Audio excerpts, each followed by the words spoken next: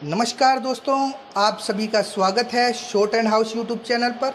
दोस्तों, अब रामधारी गुप्ता फर्स्ट की 120 प्रति मिनट की गति से डिक्टेशन दी जाएगी। यदि डिक्टेशन अच्छी लगे तो हमारे चैनल को सब्सक्राइब करें तथा वीडियोज को लाइक एवं शेयर करें।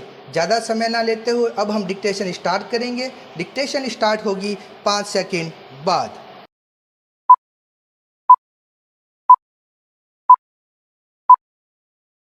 स्टार्ट। उपाध्यक्ष महोदय, रूस में भारत के जो मानचित्र प्रकाशित हुए हैं उनमें भारत के कुछ हिस्से को सही तरीके से नहीं दिखाया गया है। इसको सरकार भी मानती है और इस विषय पर कोई मतभेद नहीं है। प्रश्न यह है कि अगर किसी देश ने हमारे देश का गलत मानचित्र प्रकाशित किया है तो एक सरकार के रूप में भारत सरकार का जो कर्तव्य है उसने उसको निभाया है या नहीं, और अगर निभाया है तो किस प्रकार से निभाया है।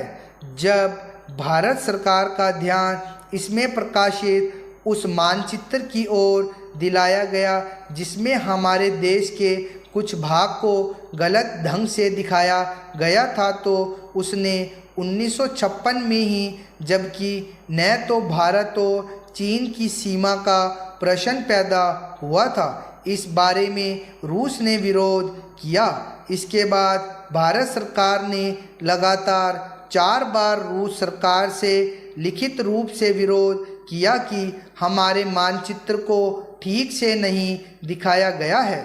जिस मानचित्र को लेकर यह चर्चा हो रही है, जब उसकी ओर भारत का ध्यान गया तो उसने जून, जुलाई और अगस्त में लगातार 3 बार अपने राजदूत के माध्यम से और रूस के जो अधिकारी हमारे देश में आए उनसे बातचीत करके रूस का ध्यान इस ओर आकर्षित किया कि उसने इस देश का मानचित्र ठीक नहीं दिखाया है।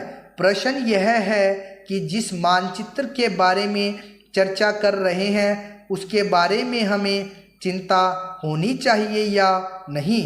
मैं समझता हूँ कि अगर दुनिया का कोई भी देश हमारा मानचित्र सही ढंग से नहीं दिखाता है तो स्वाभाविक रूप से देश को उसके बारे में चिंता करनी चाहिए। हम अपने कर्तव्य से नहीं चूक सकते हैं, लेकिन जहाँ तक इस चर्चा का संबंध है, मैं माननीय सदस्य की प्रशंसा करता अगर वह उन समस्त देशों का जिक्र करते और निंदा करते जिन्होंने हमारे मानचित्र को गलत ढंग से दिखाया है। उदाहरण के लिए, पाकिस्तान को शिकायत है कि उसके मानचित्र को केवल रूस, इराक और मिस्र ने ही नहीं बल्कि अमेरिका ने भी गलत दिखाया है।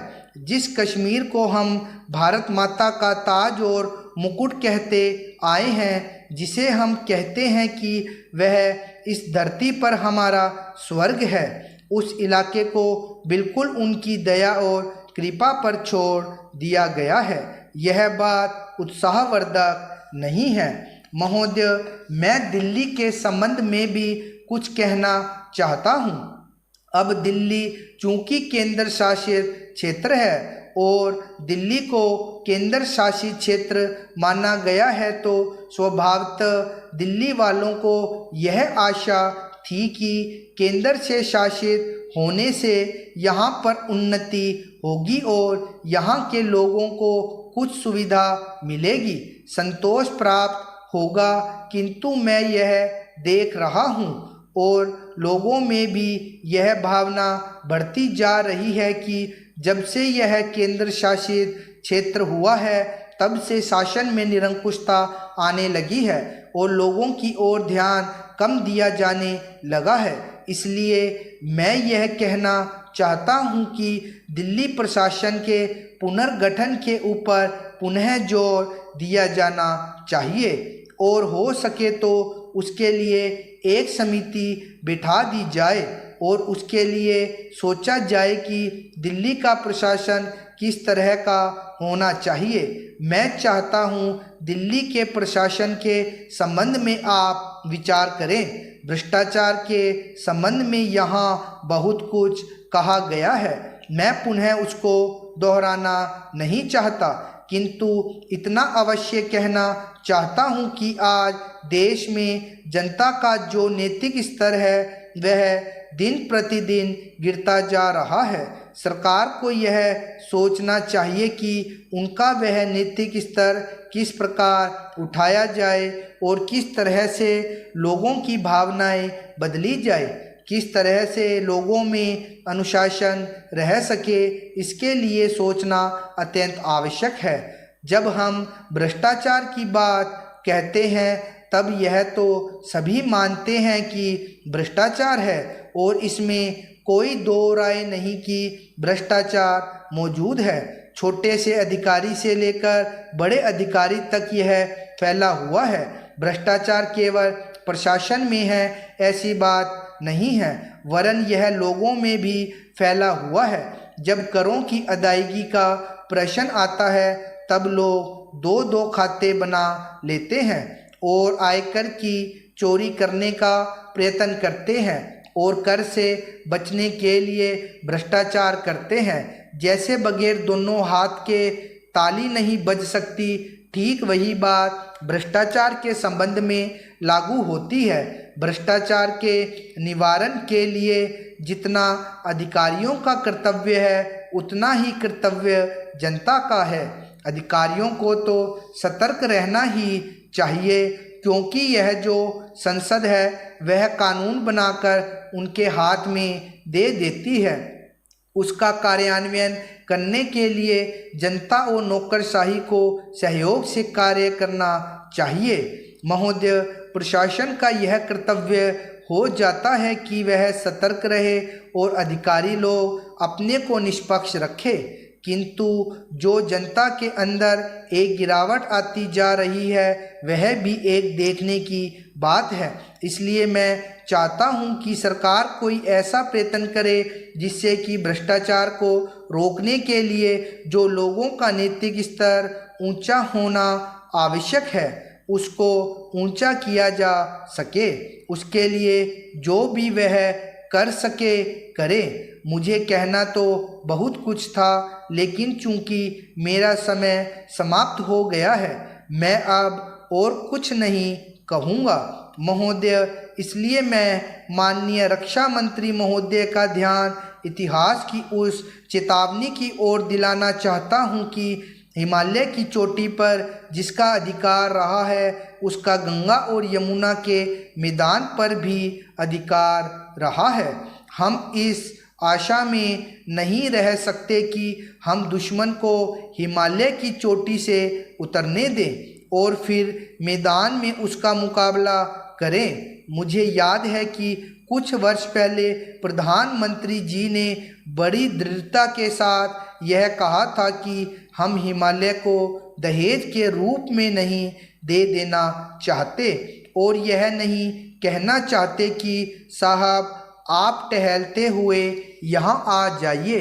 हम नहीं चाहते कि वहाँ पर कोई मुकाबला ही न हो। मैं समझता हूँ कि अगर किसी भी सैनिक अधिकारी के दिमाग में अभी तक यह भावना है कि हम हिमालय की ऊंची चोटियों को छोड़कर नीचे मैदान में आकर युद्ध लड़ेंगे तो उनको भ्रम में नहीं रहना चाहिए। यह एक घातक बात होगी, एक आत्मघाती नीति होगी। अगर एक बार चीन का हिमालय की चोटियों पर कब्जा हो गया तो चाहे वह बाद में नीचे हम पर हमला न भी करे, किंतु वहाँ से हम उसको कभी नहीं हटा सकेंगे। इसलिए इस संबंध में स्पष्ट निर्णय किया जाना चाहिए। इसके बाद मैं मध्यवर्ती क्षेत्र के बारे में कुछ कहना चाहता हूँ। पिछली बार जब चीन ने बड़े पैमाने पर आक्रमण किया था तो लद्दाख में और पूर्व में नेफा के इलाके में किया था। मध्यवर्ती क्षेत्र में मिडिल सेक्टर में लड़ाई नहीं हुई थी।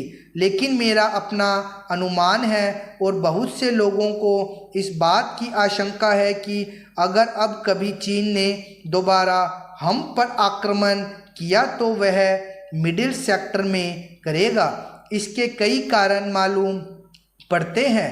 अध्यक्ष महोदय, सबसे पहले मैं अपने कार्यकारी पार्षद महोदय का, जिन्होंने बजट भाषण दिया है और अपनी नीतियों की घोषणा की है, उसके बारे में उनको हृदय से बधाई देना चाहती हूँ।